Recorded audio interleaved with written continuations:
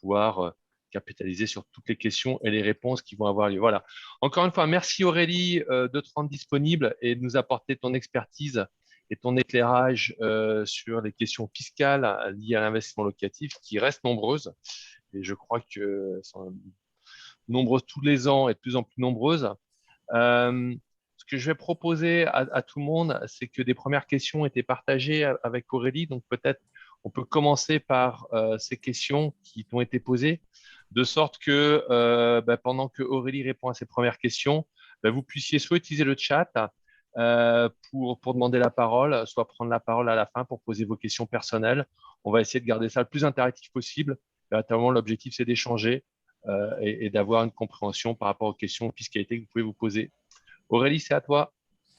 Merci Rémi, bonjour à tous, bonsoir pour certains. Merci Rémi pour cette invitation. Donc oui, c'est avec plaisir qu'on va tenter de répondre à l'ensemble de vos questions. Un certain nombre de questions nous ont donc déjà été adressées. Alors, je vais les prendre dans le sens de la réception. J'ai essayé également de les concentrer. Alors, la première question qui m'avait été transmise, qui était très intéressante, c'était si je passe d'une location nue à une location meublée, que j'opte pour le régime réel, est-ce que mes frais d'achat, notaire, agence vont être pris en compte? En réalité, quelle est la valeur du bien que vous allez considérer comptablement parlant? Eh bien, sachez que lorsqu'on va déclarer cette activité de location meublée, puisqu'il y aura eu ce changement, il va falloir qu'on inscrive une valeur de l'immeuble à l'actif dans le cadre de cette location meublée au régime réel. Et on va donc prendre la valeur à ce jour, ce qui est extrêmement intéressant, puisqu'en fait, quelqu'un qui aurait, par exemple, reçu un bien par donation en 95 d'une valeur de 100 000 euros et qui aujourd'hui verrait ce bien valorisé 200 ou 250 000 euros, eh bien, on prendrait cette valeur de 250 000 euros à l'actif. Comment on fait pour déterminer la valeur? Nous, experts comptables, nous ne sommes pas experts en immobilier. Donc, c'est votre notaire ou un expert immobilier agréé qui devra vous réaliser un avis de valeur vénale.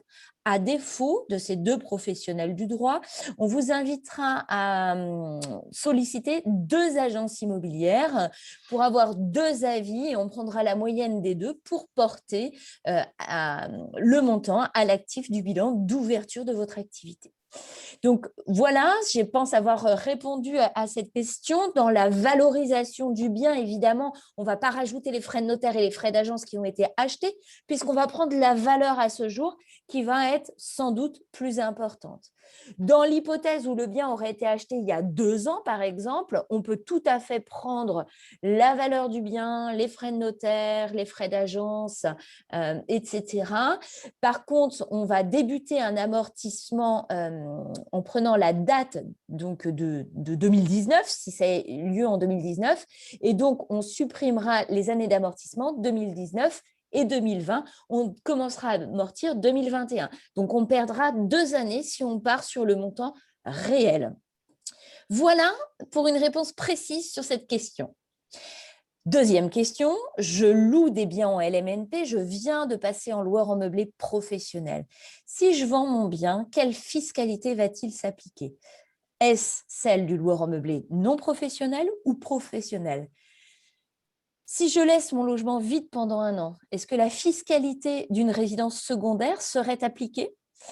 Alors, sachez qu'au moment de la vente, on doit apprécier la situation au moment de la vente. C'est-à-dire que si vous êtes en 2021 loueur en meublé professionnel, alors qu'en 2020, vous étiez loueur en meublé non professionnel, c'est la situation de 2021 qui va s'apprécier.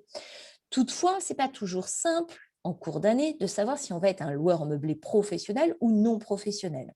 Dans ce cadre-là, l'administration fiscale accepte que nous nous placions dans la situation N-1 et de régulariser à date ultérieure. Ça, c'est la théorie. Dans la pratique, je ne suis pas certaine que vos notaires reviennent dessus pour la régularisation. C'est assez nouveau pour eux, cette situation-ci, en tout cas, cette possibilité de basculer. Et à chaque fois que j'interroge un notaire sur le sujet, ils n'ont pas la réponse. Donc, j'imagine que c'est parce qu'ils ne pratiquent pas. Ensuite, dans cette question, c'était bien finalement, si je ne loue pas mon bien pendant un an, je ne vais pas atteindre mes 23 000 euros de revenus locatifs. Et si je n'atteins pas mes 23 000, je ne serai pas loueur en meublé professionnel pour les non-résidents, puisqu'on compare vos revenus de location meublée aux autres revenus sur le territoire français, et vous n'avez pas de revenus sur le territoire français par ailleurs. Enfin, revenus professionnels. Donc, cette option pourrait marcher à condition que l'intérêt n'est pas fiscal. Ça veut donc dire que charge à vous d'apporter la preuve en cas de contrôle fiscal que vous aviez bien cherché un candidat locataire et que malheureusement, vous n'avez peut-être pas trouvé de candidat locataire, mais en tout cas, vous devez être dans cette démarche malgré tout de recherche. Et donc, c'est très important d'apporter, de conserver tous les faisceaux d'indices en cas de contrôle. Je vois une question, je vais me permettre de la lire immédiatement parce qu'il y a des chances qu'elle fasse lien avec les sujets qu'on est en train d'aborder. Donc, la question d'Adrien, c'est le plus important. Alors, j'ai les questions suivantes à poser dans l'ordre qui vous semble juste. La plus importante, pour la déclaration 2020, en tant que nouveau LMP, dois-je m'affilier à un régime de sécurité sociale ou est-ce seulement en 2021? Si oui, comment faire? Alors, il y a eu une évolution dans ce sens tout récemment. Donc, c'est les revenus donc 2021 qui vont être pris en compte, tout d'abord. Et en fait, c'est dans votre déclaration qu'il va falloir intégrer sur cette déclaration si vous êtes assujetti aux cotisations sociales ou pas.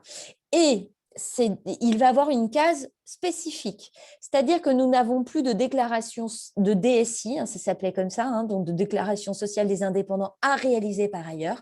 Sur votre déclaration d'impôt en France, ça va centraliser les informations. Donc, finalement, pas de démarche à réaliser dans ce sens. Également, si je n'ai jamais fait de déclaration P2, P4 et ai simplement ajouté mes biens à l'alias fiscal, que faire? Eh bien, je vous invite à régulariser le plus tôt possible.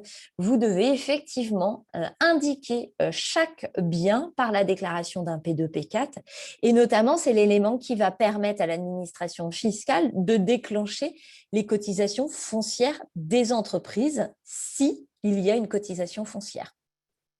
Donc, on peut toujours régulariser à tout moment. Rassurez-vous, l'administration fiscale est relativement souple avec les propriétaires particuliers qui sont au régime réel de la location meublée. Voilà pour ces questions. Autre question qui était posée qui concerne la possibilité, alors quelle fiscalité s'applique si je détiens des biens en nom propre et que je souhaite les intégrer dans une société civile immobilière? Y a-t-il une différence, que ce soit à l'IS ou à l'IR? Est-ce que je peux louer des biens meublés dans une SCI à l'IR? Alors, première réponse sur l'ensemble de ces questions. À partir du moment où vous allez apporter un bien dans une société, finalement, il va avoir des droits de mutation. C'est comme une vente qui va s'apparenter. Ça veut donc dire que ça va être traité par le notaire et il va avoir besoin d'un commissaire aux apports dans le cadre de cette transaction. Donc, vous allez avoir une fiscalité pour les droits de mutation dans un premier temps et ensuite des frais qui vont être liés à la nomination du commissaire aux apports. Ensuite, je vois dans cette phrase, peut-on avoir un bien loué en meublé dans une société civile à l'impôt sur le revenu? La réponse est non en principe, c'est-à-dire que la société civile immobilière n'a pas vocation à héberger une activité de location meublée puisque les revenus que vous déclarez sont des revenus BIC, bénéfices industriels et commerciaux. Il y a donc une incompatibilité entre une activité civile et l'hébergement de revenus BIC. Pour cela, si ça arrive, eh bien, votre SCI à l'impôt sur le revenu basculera automatiquement à l'impôt sur les sociétés, sauf si le chiffre d'affaires de votre activité de location meublée est inférieur de 10%. Bon, en règle générale, il faut avoir une très, très grosse SCI à l'IR pour que ça pèse seulement moins de 10%. Donc, si on veut basculer des biens en nom propre et les apporter dans une société, la société qui s'adapterait serait plutôt la SARL de famille, qui, elle, a vocation à héberger une activité de location meublée. Après, attention, ce type d'opération doit vraiment répondre à un objectif qui est précis. Il ne s'agit pas d'apporter des biens dans une société sans objectif derrière. Donc, on peut avoir des objectifs de vente à soi-même pour récupérer peut-être un peu de cash et repartir sur une base d'amortissement, ça peut être tout à fait possible, ou un objectif de vouloir transmettre, c'est aussi possible. Ensuite, j'avais des questions qui concernaient surtout alors des résidents fiscaux aux États-Unis. Je ne suis pas sûre qu'on en est là en présent à l'instant T, mais ils reverront peut-être la vidéo. Alors, notamment une personne qui me dit « J'ai acheté un appartement en France, je le loue. Comment ça se passe pour ma fiscalité aux États-Unis ?» Alors, la réponse, elle va être la même que le bien soit situé aux États-Unis ou dans un autre pays. Vous avez des démarches de déclaration à réaliser sur le territoire français. Toute somme perçue doit être déclarée sur le territoire français. Et en l'occurrence, pour les États-Unis, il faut également que vous les redéclariez dans votre propre déclaration de résident américain. Et vous allez avoir un crédit d'impôt qui va correspondre finalement, enfin vous n'allez pas être taxé deux fois parce qu'il n'est pas possible d'être taxé deux fois. Vous allez donc avoir un crédit d'impôt pour compenser la déclaration de ce chiffre, de ces nouvelles recettes qui vont arriver sur votre activité de résident américain. La question qui suivait, c'est dois-je faire attendre mon avis d'imposition français avant de faire ma déclaration d'impôt dans mon pays de résident? Alors, je vous inviterai surtout à respecter les délais que vous avez en fonction de vos États. Je n'ai pas à ma connaissance, en tout cas, toutes vos obligations et surtout les délais que vous avez. En revanche, en France, si vous êtes notamment au régime réel de la location meublée, vous allez avoir du mal à fournir un montant sans avoir le résultat de votre bilan comptable. Mais vous n'êtes pas obligé d'attendre votre avis d'impôt, vous pouvez juste reporter une fois que vous avez les informations. Ensuite, une autre question, c'est dois-je faire une déclaration aux États-Unis dans le cas du LMNP au régime réel? Eh bien, la réponse est oui, vous allez reporter votre résultat, mais vous n'allez pas déclarer une activité de location meublée là-bas. Votre activité de location meublée va se déclarer en France et le résultat va être déclaré en France et vous reporterez sur votre déclaration américaine le résultat, ce qui générera un crédit d'impôt comme je viens de l'évoquer. Deuxième question concernant la société civile immobilière, est-ce que je dois également faire une déclaration en fonction du chiffre d'affaires ou du résultat de ma SCI, toujours sur ce pays américain? Eh bien, tout dépend de la fiscalité de votre société. Si on est sur une SCI à l'impôt sur le revenu, oui, puisque ça s'apparente à des revenus fonciers, donc il faudra bien les reporter. En revanche, si on est sur une société civile immobilière à l'impôt sur les sociétés, tant que nous n'avons pas de distribution de dividendes, cette société, c'est une personne morale, elle existe en France, elle est domiciliée en France, donc elle n'a pas forcément de vocation finalement à être déclarée par ailleurs. Donc là, concernant cette question, la personne me disait, même si je ne paye pas de dividendes, donc j'imagine qu'il parlait d'une SCI à l'IS, donc dans ce cadre-là, pas de nécessité tant qu'il n'y a pas de distribution de dividendes. Une question qui concerne toujours les règles fiscales pour les résidents américains avec des actifs en France, eh bien, vous devez effectivement déclarer sur le territoire, sur votre territoire, les actifs que vous avez. Donc, il y a des obligations de déclaration. Vous devez aujourd'hui, de toute façon, avoir cette transparence, je dirais, internationale.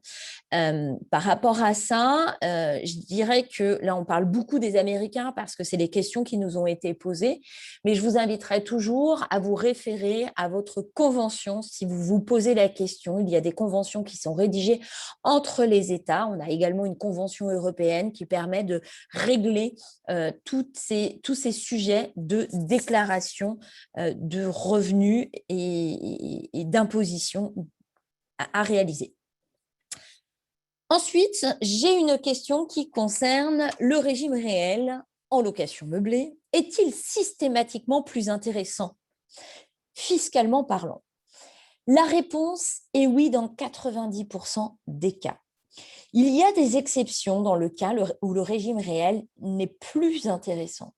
Imaginez que ça fait 30 ans que vous déclarez votre logement au régime réel, que vous avez passé la majeure partie de vos amortissements et que vous n'avez pas réalisé ou peu réalisé de travaux et donc finalement très peu de charges de nouveau qui en découlent. Au bout d'un certain temps, effectivement, le micro-BIC pourrait devenir plus intéressant.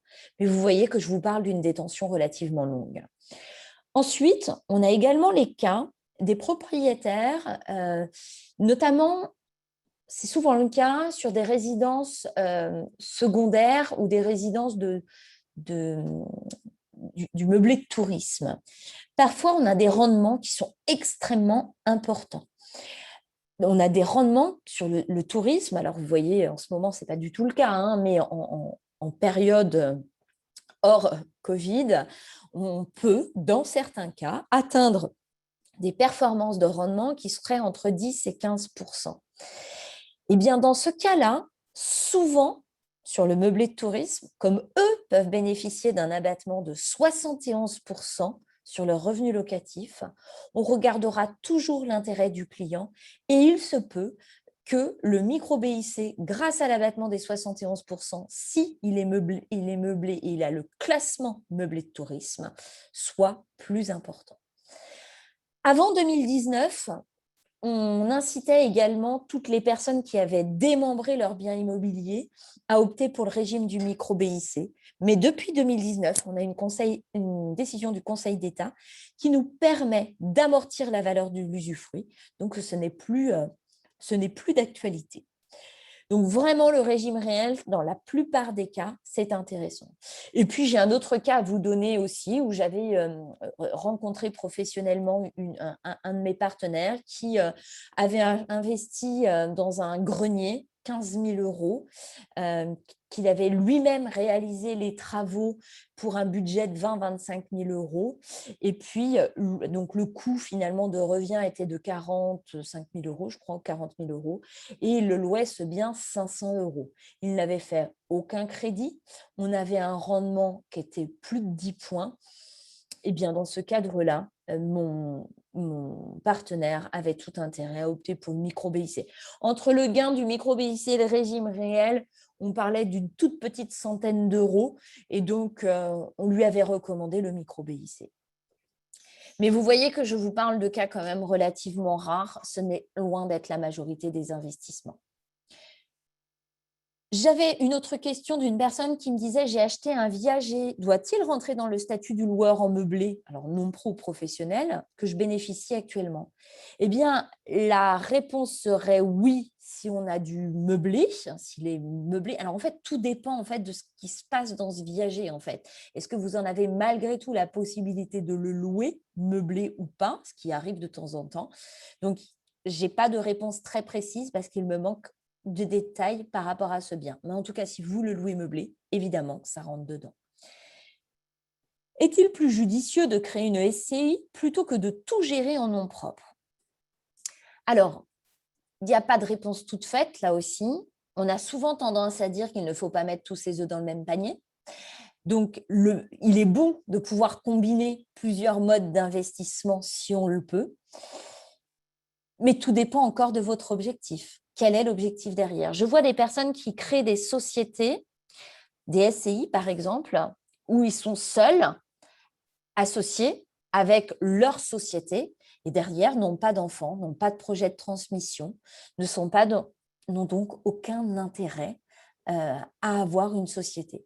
Donc vraiment, quand on veut monter une société, il faut surtout se poser la question de quel est mon objectif, quelles sont mes motivations. Et en fonction, si on a une réponse à celle-ci qui est cohérente, eh bien oui, on créera une société ou non. Si notamment le sujet est la fiscalité, la société n'est pas la solution la plus adaptée pour optimiser la fiscalité.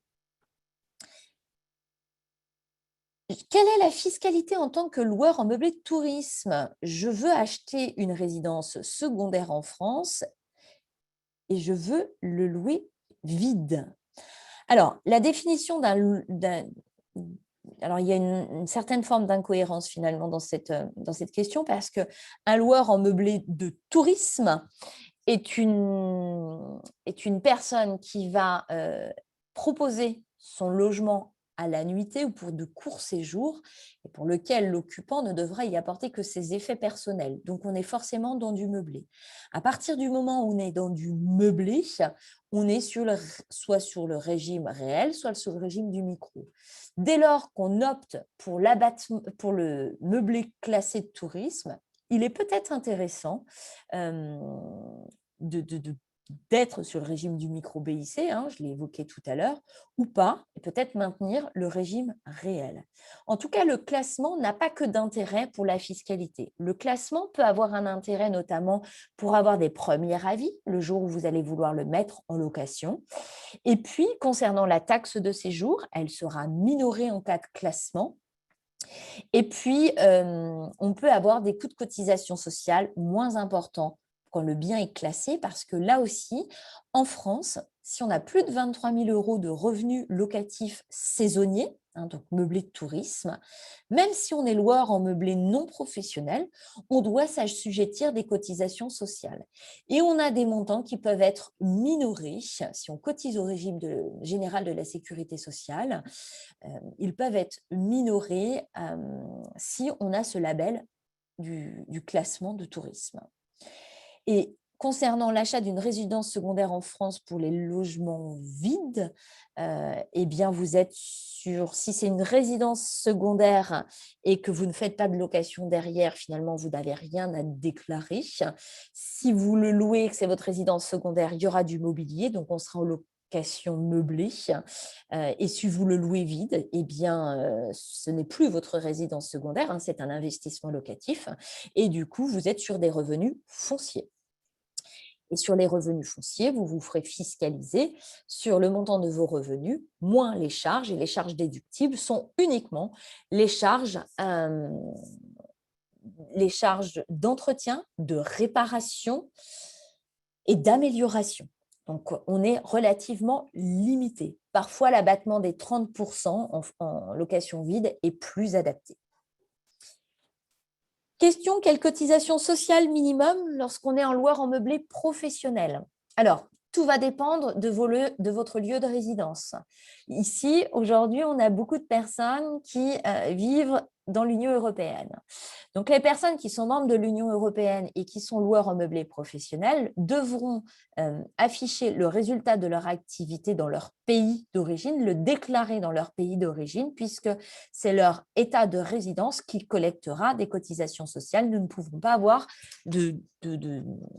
Ce sont les règles qui sont régies par la Convention européenne et elles disent donc qu'il faut les déclarer dans son pays de résidence.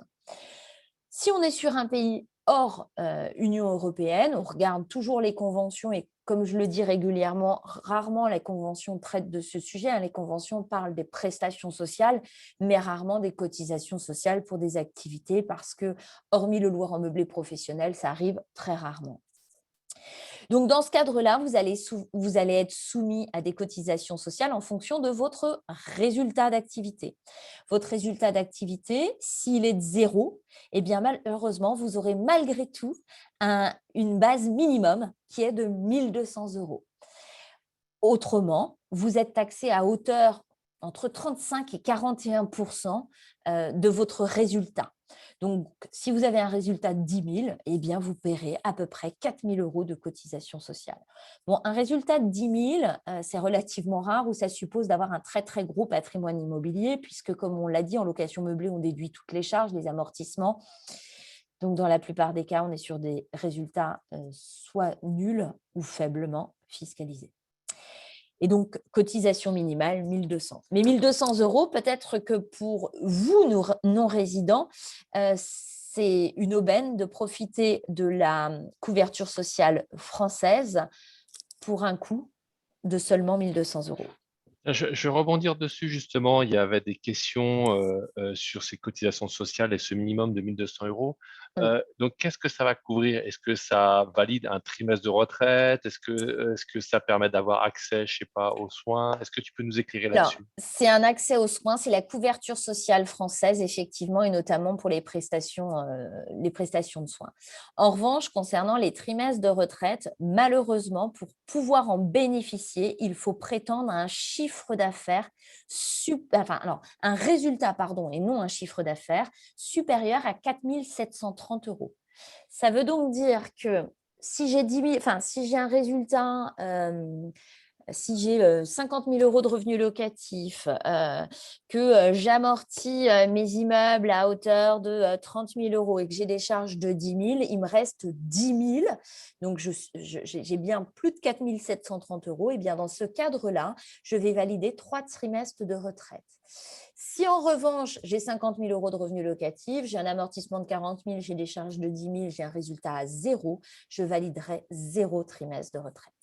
Alors, quelle est la règle du 3? Donc, il y a un seuil que tu as indiqué de 4 300 mais 4 370. pourquoi c'est 3 trimestres et pas 4? Comment on peut valider? On peut valider 4 ou c'est pas possible? C'est que 3? Alors, on devrait peut-être pouvoir valider 4, mais il faut un résultat beaucoup plus D'accord, important. Et je l'ai pas, d'accord, j'ai pas les éléments sous la main, mais je pourrais venir vous le d'accord, compléter. d'accord, d'accord. Est-ce que ça répond à ta question, Romain, juste comme ça, on peut clôturer ce point. Romain, tu peux ouvrir ton micro. Ok, merci. Il vient de confirmer. Voilà. Donc, on a la réponse. Si on a un résultat nul ou négatif, ce qui quand même est généralement le cas, effectivement, grâce aux amortissements et l'ensemble des charges, à ce moment-là, on a des cotisations minimum de 1200 quelque chose euros qui ne couvriront que donc la santé.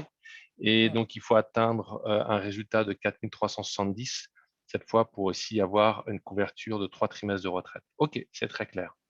Et tu nous disais au préalable que donc il n'y a pas de déclaration à faire ou de démarche à faire, que c'est directement sur sa déclaration d'impôt. Il faudra cocher quelque part. De toute façon, notre expert comptable favori nous le dira. Et à ce moment-là, ça viendra en plus dans l'imposition. C'est bien ça? C'est ça, tout à fait. En fait, les informations seront collectées depuis la déclaration de revenus. D'accord. Donc en gros, il faut s'attendre, pour synthétiser, pour la grande majorité d'entre nous qui sommes passés en LNMP, qu'on aura une taxe supplémentaire de 1300, 1200 1200 €, oui. 1 200 € qui Oui, sera oui, collecté au niveau oui, de l'impôt, OK, et oui. qui nous permet d'accéder aux soins. Très bien, c'est très clair. Merci. Alors, j'avais Marilyn qui posait la question, est-ce qu'on peut redéfinir ce qu'est un logement de tourisme? Est-ce uniquement des résidences type Center Park? J'ai un bien au ski pour lequel on paye des taxes de séjour, est-ce applicable?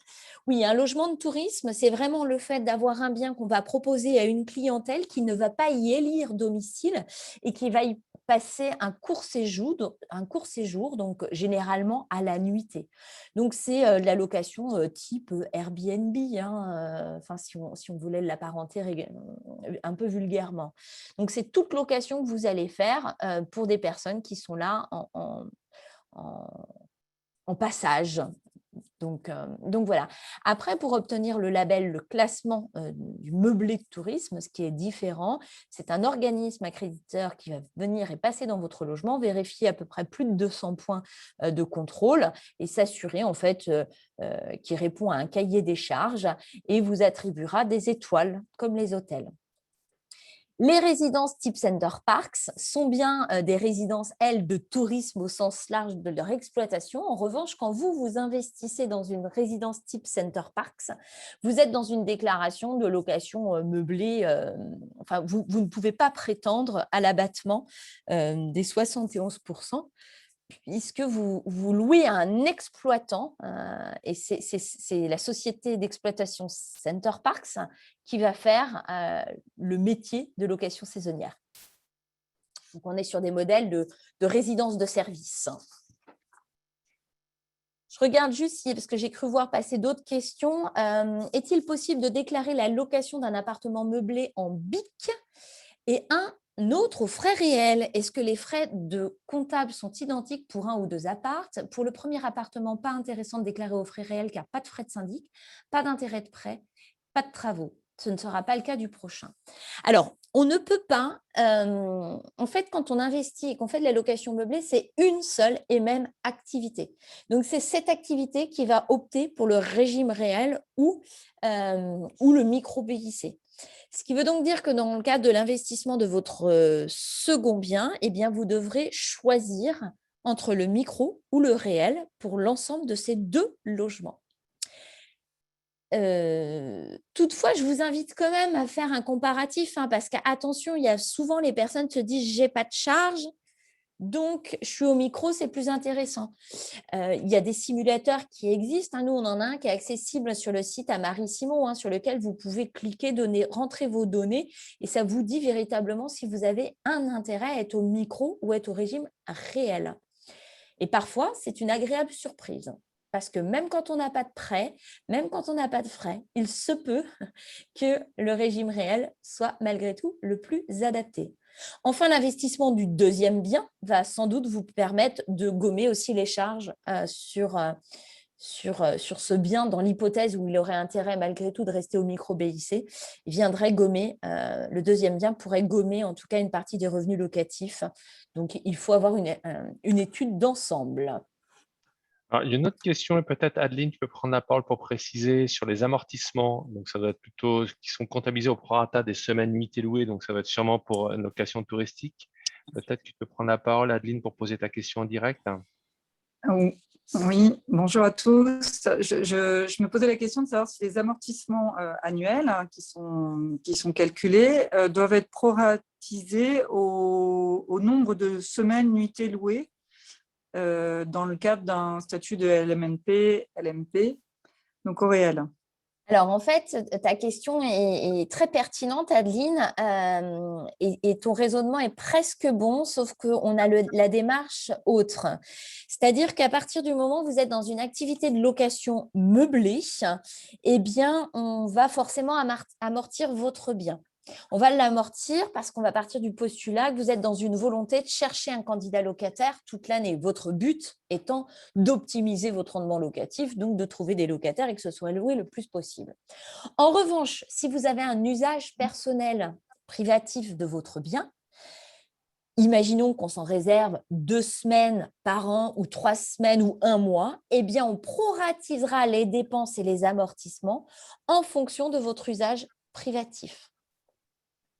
Grosso modo, je l'ai loué 52 semaines, je n'ai conservé 2 semaines, je vais amortir mes charges, amortir mon immeuble et déduire mes charges sur seulement 50 semaines.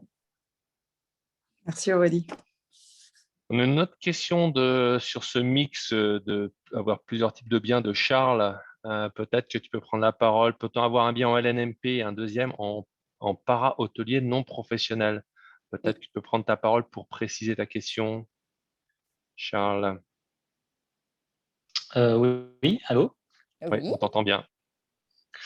Oui, c'est ça en fait. Donc on a donc deux régimes. On a un régime LMNP et puis on a un régime para-hôtelier non professionnel où on peut récupérer la TVA notamment. Tout à fait. Et donc votre question, c'est de savoir si on peut avoir les deux, c'est ça, au sein d'un même foyer? Oui, exactement. Oui, complètement. Alors, c'est deux activités différentes, vous avez raison en fait.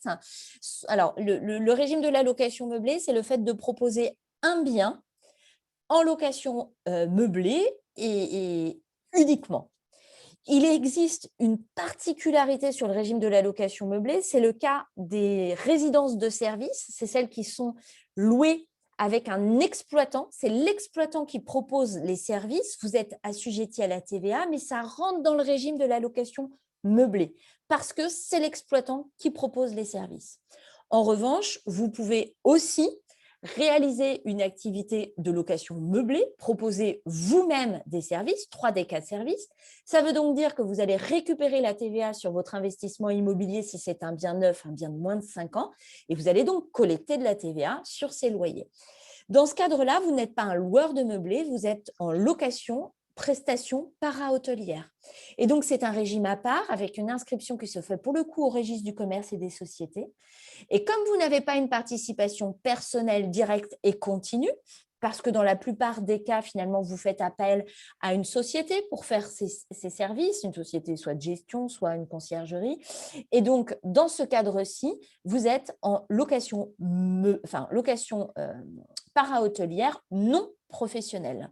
Et donc, on peut tout à fait avoir les deux. Dans le cadre, on a une LMNP d'un côté, régime réel ou micro-BIC, pas d'importance. Et de l'autre côté, on a une activité BIC non professionnelle qui doit être déclarée. C'est bien 2 numéros de tiret différents. Et du coup, ce que vous indiquez, c'est que le para-hôtelier non professionnel doit être enregistré, on doit être enregistré au RCS. C'est ça. Il ne faut pas passer en professionnel pour ça? Non, en fait, la notion de professionnel ou non professionnel va dépendre de votre investissement finalement dans la gestion, dans les actes courants de gestion de votre bien immobilier. Donc, si vous donnez un mandat à un tiers pour le faire, vous êtes non professionnel. Si vous réalisez vous-même les prestations, vous êtes professionnel. D'accord, merci. C'est très spécifique, hein, la location para-hôtelière. Et du coup, ça déclenche aussi des cotisations sociales de par l'inscription au RCS? C'est tout à fait ça. Il y a des déclarations sociales. Alors d'ailleurs, pour tout vous dire, en fait, nous avons des dossiers comme cela, nous traitons nous en interne. Sachez que c'est une zone grise, les cotisations sociales. C'est une zone grise parce qu'il n'y a aucun texte qui va régir cette activité et ces cotisations sociales. Ça veut donc dire que ce qu'il faut faire, c'est demander un rescrit à l'administration sociale, à l'URSSAF en l'occurrence, pour avoir une suppression des cotisations sociales. Et vous voyez, nous, on vient de le faire pour le cas d'un dossier, et en fait, même l'URSSAF n'arrive pas à comprendre parce qu'ils nous font ils nous répondent qu'il n'y a pas de cotisation sociale parce qu'ils nous font une analyse de location meublée, alors qu'on n'est pas en location meublée, on est en activité para-hôtelière. Mais en tout cas, si vous êtes concerné, faites un rescrit pour demander une annulation de ces cotisations sociales. Vous avez quand même de fortes chances que ce rescrit aboutisse par une réponse positive. Et du coup, est-ce qu'on a 2 cotisations foncières des entreprises, une pour la LMNP et une pour… Oui, tout à fait. D'accord. Alors, sauf si sur le bien immobilier, enfin sur le lieu de situation de l'immeuble, la municipalité a décidé d'exonérer ces éventuels loueurs. Donc ça, c'est possible. Ouais. D'accord. Ok. Merci Charles. Je vois que Fabien a une question qui brûle les lèvres, que j'ai vu passer plusieurs fois dans le groupe, sur la revente d'un bien en LMP. Oui. Fabien, je te laisse prendre la parole et poser ta question directe. Merci Rémi. Oui, tout à fait. La question, je pense qu'elle est déjà arrivée plusieurs fois. Là, c'est dans le cadre d'une résidence principale, tout simplement, avec beaucoup de gens qui, de facto, en tant que non-résidents, sont passés avec des recettes de plus de 23 000 € et en régime réel qui vont passer en LMP. Et donc, de ce que je comprends, effectivement, il y a des cotisations sociales qui devraient s'appliquer désormais sur la plus-value. Donc, d'essayer de comprendre comment ça se passe et surtout sur un scénario au-delà de 5 ans, où il y a une partie de la plus-value qui est exonérée. Mais effectivement, c'est des montants qui font un peu peur dans le cas d'une résidence principale où effectivement, il y a des charges assez lourdes qui risquent de s'appliquer sur les amortissements. Donc, alors, comment ça fonctionne? Oui, Fabien, juste une précision. Quand vous dites une résidence principale, on est d'accord que c'est la résidence principale de l'occupant, c'est ça? Ou si c'est votre résidence que vous avez mis en location meublée? Non, c'était ma résidence, effectivement, que j'ai mis en location meublée, tout à fait. Ouais. D'accord. Donc oui, effectivement. Alors, ce qui se passe, c'est qu'en location, donc toutes ces personnes qui basculent en location meublée professionnelle, alors d'abord, il y a des cotisations sociales qui arrivent tous les ans de fait de l'activité. Vous êtes obligé de cotiser puisque vous avez ce statut de loueur en meublé. On a parlé des 1 200 €. Et puis, on a ensuite la fiscalité, les plus-values. Qu'est-ce qui se passe? Alors, si on a une activité, enfin, on a le statut de loueur en meublé professionnel pendant au moins 5 ans et qu'on a moins de 90 000 € de chiffre d'affaires, nous sommes exonérés sur les plus-values. Ça, c'est une première chose. Si on a un chiffre entre 90 000 et 126 000, on a également une exonération partielle qui s'applique. Et au-delà, on n'a pas d'exonération. Seulement, on parle d'exonération sur la taxe sur les plus-values. Pour autant, vous allez malgré tout avoir des cotisations sociales qui s'appliqueront sur les amortissements qui ont été pratiqués. Ce qui veut donc dire que si vous avez pratiqué, vous êtes loueur en meublé professionnel et que vous vendez votre bien au terme des 5 ans, vous avez acheté votre bien 100 000, vous le revendez 100 000, ou 200, pas d'importance, on va dire 200 000, vous n'allez pas avoir de taxe sur votre plus-value parce que vous serez exonéré. Mais vous avez pratiqué des amortissements et si vous en avez pratiqué 50 000 € d'amortissement, eh bien, vous allez avoir des cotisations sociales qui vont s'appliquer sur ces amortissements qui ont été pratiqués. Grosso modo, ça fait, alors je vais vous donner exactement, vous avez un taux de 40%, enfin entre 35 et 41% qui va s'appliquer. Donc, si on a pratiqué 50 000 € d'amortissement, eh bien, on devrait avoir 14 000 € de cotisation sociale cette année-ci. Donc, en fait, c'est un peu une fausse bonne nouvelle de se dire qu'on a, en loueur en meublé professionnel, on n'a pas de plus-value. Oui, on n'a pas de plus-value, mais personne ne parle des fameuses cotisations sociales qui s'appliquent malgré tout sur les amortissements qui ont été pratiqués.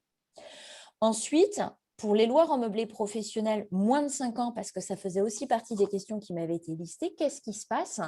Eh bien, les loueurs en meublé professionnel moins de 5 ans ont une plus-value sur les courts termes, donc une taxe sur les plus-values court terme, ça veut dire tout simplement sur les amortissements pratiqués, à hauteur de leur tranche marginale d'imposition.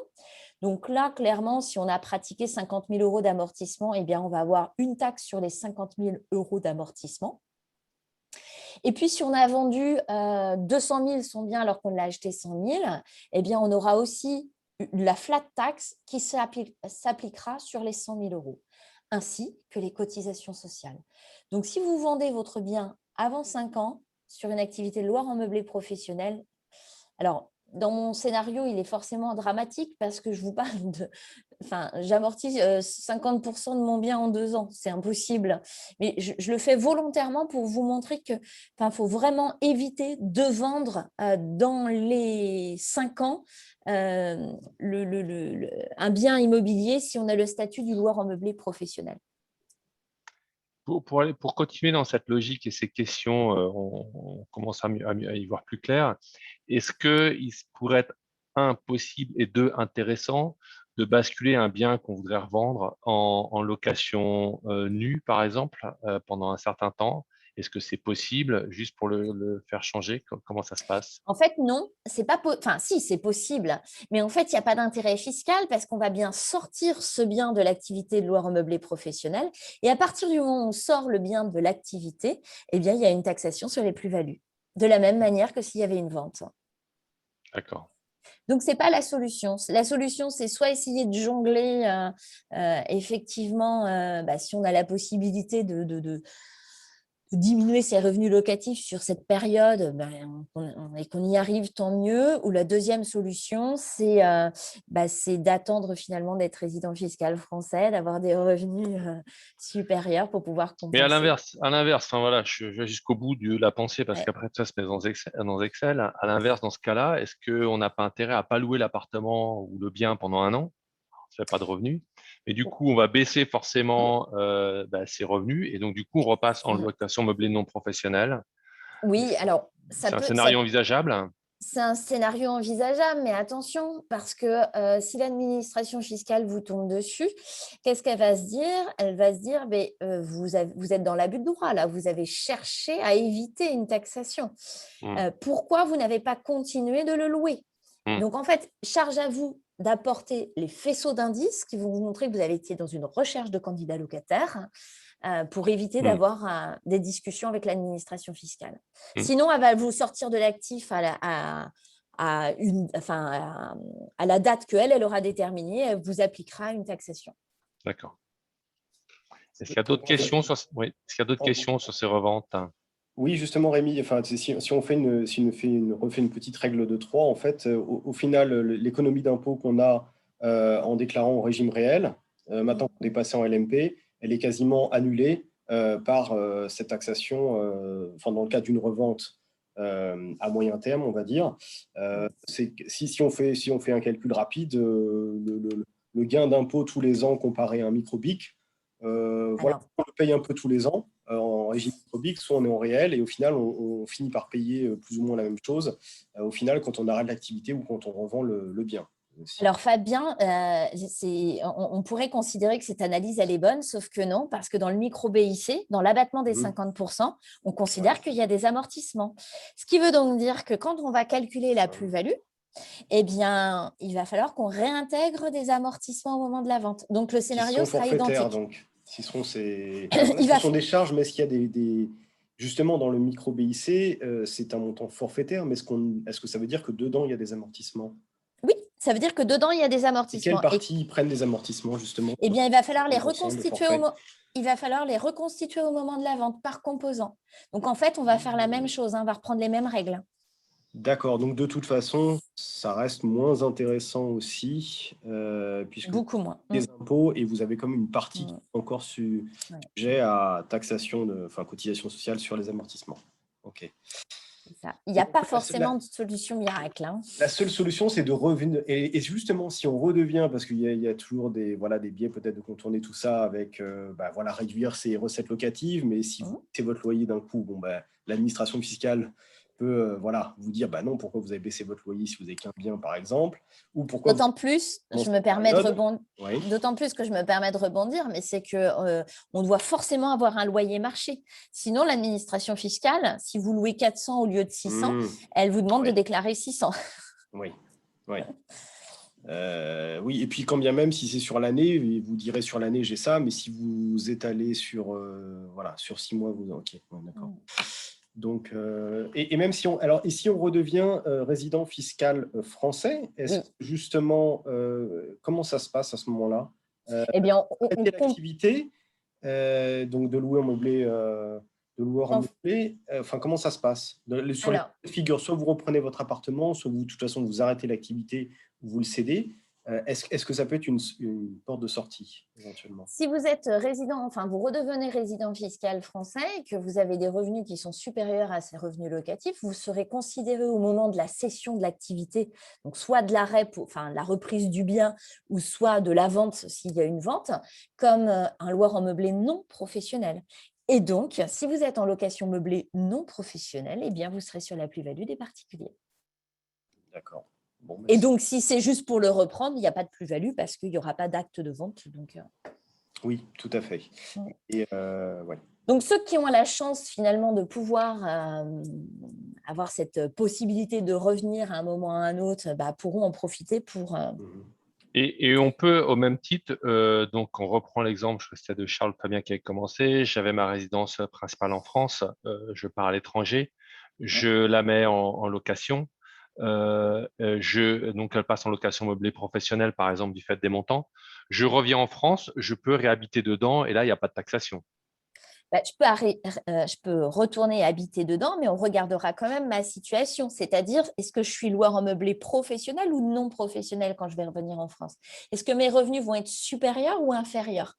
Je dirais qu'un gros loueur de meublés professionnel, par exemple, quelqu'un qui aurait 200 000 € de revenus locatifs en LMP et qui revient en France et qui aurait 100 000 € de loyer, resterait toujours un loueur de meublés professionnel. Et donc là, on sortirait bien de l'actif et donc là, il y aurait une taxation. En revanche, dans la plupart des non-résidents, je pense que c'est 95, enfin même peut-être 99% des non-résidents, le jour où ils reviennent, ils rebasculent en location meublée non professionnelle. Donc, du coup, il n'y a pas de taxation, on revient, on le reprend, il n'y a pas de sujet. D'accord, mais ma question, c'est on peut retourner dans son logement et il y a pas on ne va pas être taxé pour reprendre son logement parce qu'il était en location meublée professionnelle avant. Tout à fait. Donc, oui, il n'y a pas de délai où on se dit il faut avoir un revenu minimum en France qui soit supérieur à ces 23 000 €. Enfin, si on revient dans l'année, il n'y a pas de transition-là, il n'y aura pas d'impact. Ouais. L'appréciation se faisant l'année de la vente, donc à partir du moment où vous pouvez défendre ce point de vue-là, il n'y a pas de sujet. D'accord. C'est donc une bonne nouvelle. J'ai une question intéressante, peut-être que tu veux la poser, Mostefa. Est-il conseillé de passer par un expert comptable pour établir sa première déclaration LNMP? Ça dépend. Si tu as fait Bac+5 comptabilité, peut-être ça va t'amuser. Sinon, il y a des experts qui ont des outils, qui font ça tous les jours, qui font ça très bien et parfaitement. Et du coup, voilà. Donc, il n'y a pas d'obligation légale. Non, c'est ça la question. Obligation.